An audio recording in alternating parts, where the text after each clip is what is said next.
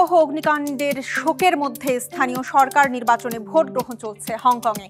নির্বাচনে ৯০টি আসনের বিপরীতে ১৬১ জন প্রার্থী লড়ছেন।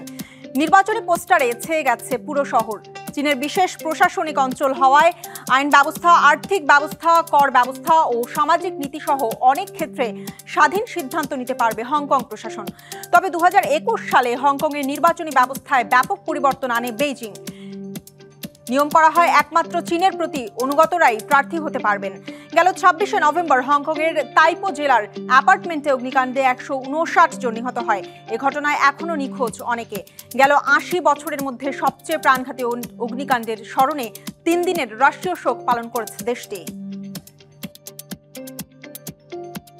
নতুন এবং ফিরে আসা গ্রাহকদের জন্য নগদে চলছে ক্যাশব্যাক সহ প্রতিদিন হাজারো উপহার জেতার সুযোগ। হবে আশা আর ফেরা সারপ্রাইজ সেরা।